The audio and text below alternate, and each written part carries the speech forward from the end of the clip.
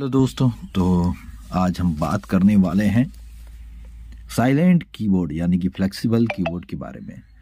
ये एक तरह का रबड़ या सिलिकॉन का बना हुआ होता है कीबोर्ड, और ये मैंने अमेज़ॉन से मंगवाया है।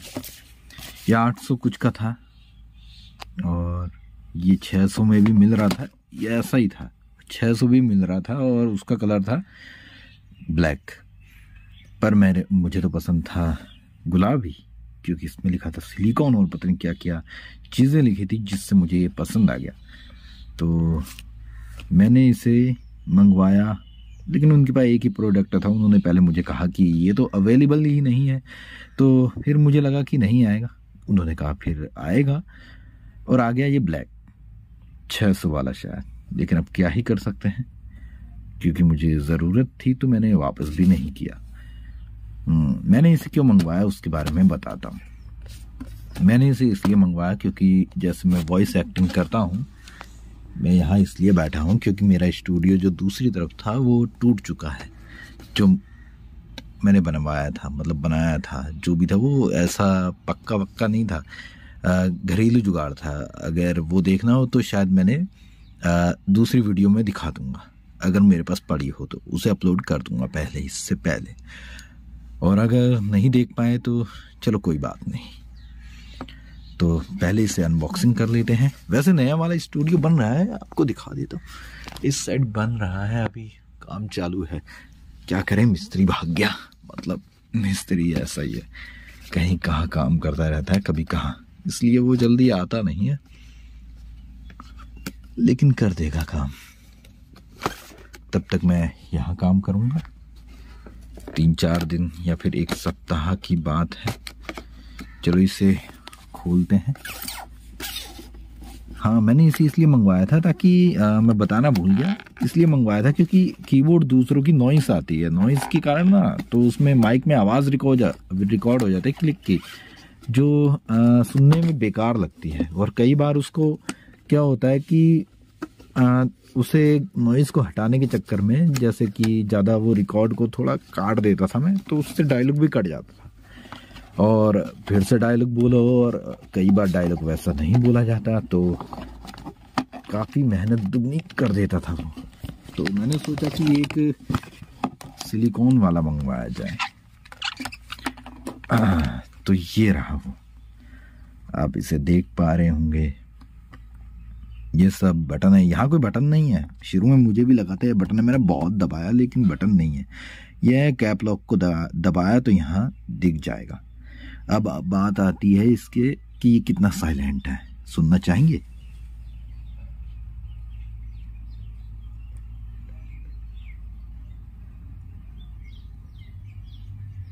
देखो, पता ही नहीं चल रहा है कि मैंने बटन दबाया भी है। वैसे फील में भी ऐसे ही होता है कि पता नहीं चलेगा कि तुमने दबाया भी है, हल्का सा महसूस होता है कि तुमने बटन दबाया है।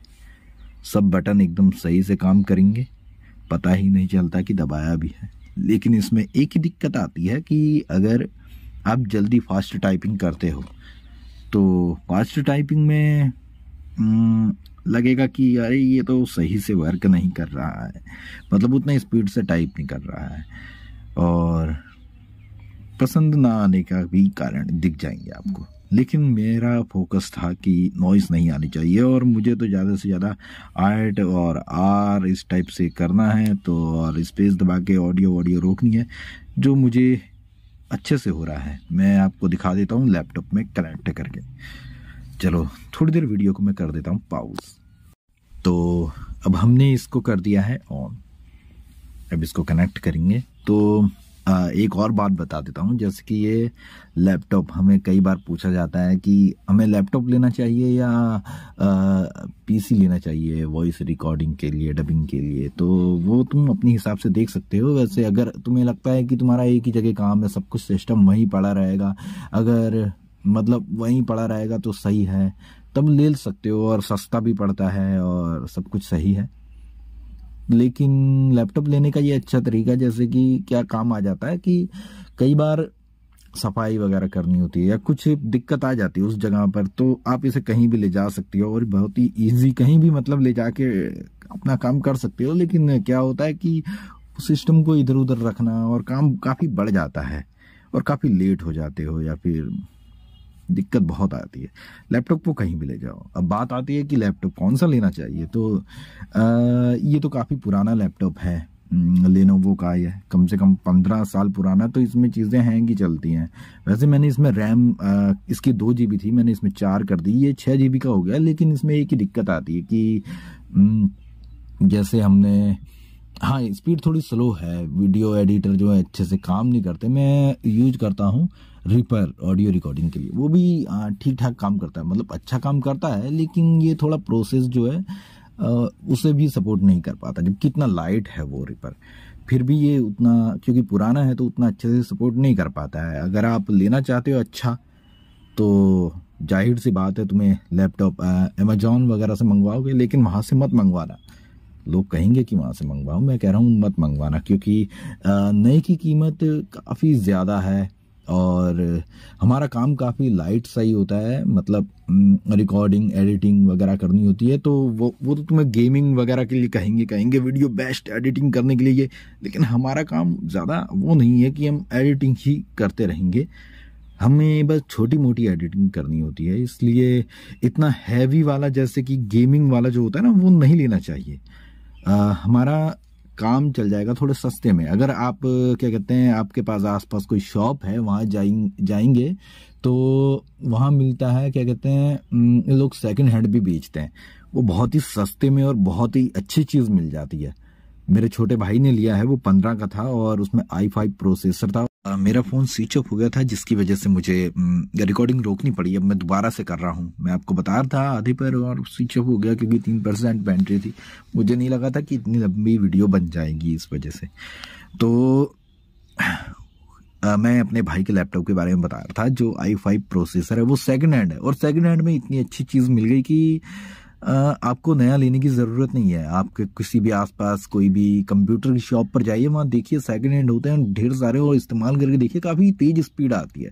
SSD उन्होंने नया वाला वो SSD नई क्या कहते हैं उसको,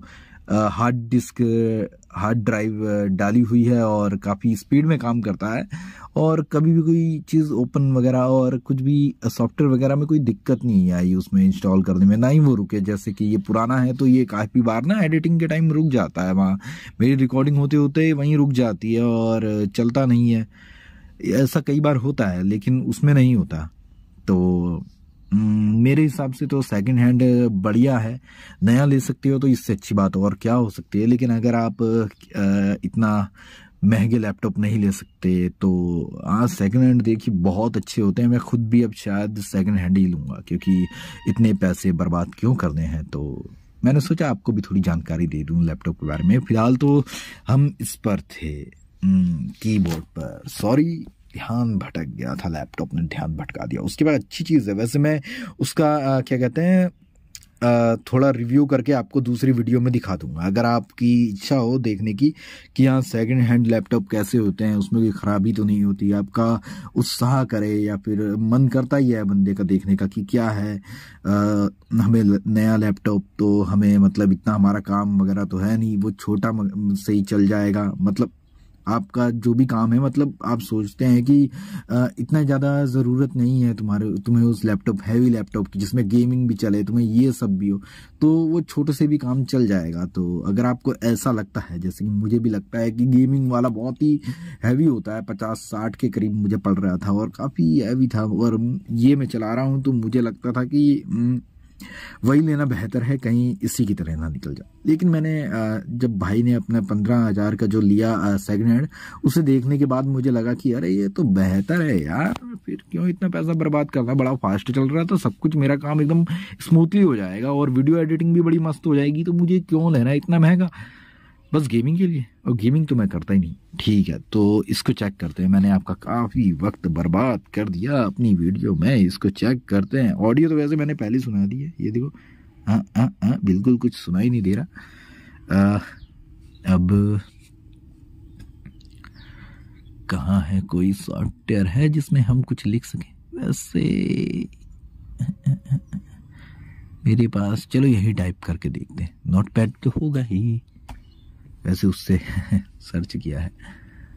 कोई बात नहीं, कि आदत है, आदत आदत आदत आदत आदत। फ़ॉन्ट कहाँ गया? इसको क्यों कर रहा हूँ? इसको छोड़ो।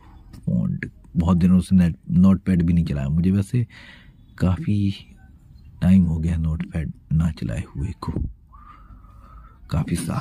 तो अब हम दिखाता हूँ SONU,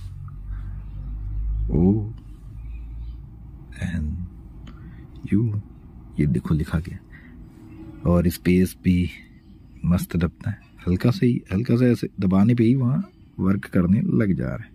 बहुत ही लाइट से हैं, मतलब जैसे हल्के से दबाओगे ना वहाँ काम करने लग जाएंगे। और अगर आप फास्ट टाइपिंग भी करते हो तो फास्ट में थोड़ी दिक्कत आती है। ये मैं दबा रहा हूँ जल्दी जल्दी, लेकिन कई बार नहीं दबते फास्ट में नहीं दबते, क्योंकि आप समझ सकते हो ये रबड़ का है। तो आसपास जो है आप जानते हो रबड़ है, तो आसपास जो है अगर ऐसे करके हल्का किनारा भी दबा तो वर्क नहीं करेगा। आप जानते हो बीच में ही दबाना पड़ेगा तभी वो काम करेगा, क्योंकि ये एक तरह से सिलिकॉन रबड़ टाइप है। तो ये होना जाहिर सी बात है, क्योंकि ये हार्ड होते हैं। आप जानते हो ये हार्ड होते हैं, इनके किनारे पे दबाओगे तो वो फिर भी दबेगा ही दबेगा। लेकिन इनके केस में ऐसा नहीं होता। अगर आप किनारे पे दबाओगे ज़रूरी नहीं कि वहाँ दबे ही दबे, जैसे कि अभी हुआ है, क्योंकि ये बीच में ही दबाना पड़ेगा। लेकिन अगर आपका कोई काम है जैसे कि साइलेंटली एकदम ज़्यादा अफरा तफरी वाला काम नहीं है, जल्दी जल्दी तुम्हें दबाना नहीं है, और छोटा सा ऐसे प्यार से दब जाए, आवाज़ भी ना आए, जैसे रिकॉर्डिंग कोई दिक्कत भी ना आए, और काम भी आपका बहुत आसानी से हो जाए। कई बार ये फ़ायदेमंद ही चीज़ है, मेरे लिए तो है। आपके लिए आप सोच सकते हैं कि आपके लिए फ़ायदेमंद है कि नहीं। और इसका वाटर प्रूफ भी शायद उन्होंने लिखा था, वाटर प्रूफ या रेजिस्टेंस वगैरह कुछ लिखा तो था। वो चीज़ तो मैं करके नहीं दिखाने वाला, क्योंकि मैंने इसके पीछे 800 रुपया भर दिया है, और अगर ख़राब हो गया तो मेरा काम कैसे चलेगा। तो ये रहा इसका रिव्यू। मैंने आपको सब कुछ बता दिया है, और मुझे नहीं लगता कि और कुछ आपको बताने की ज़रूरत है।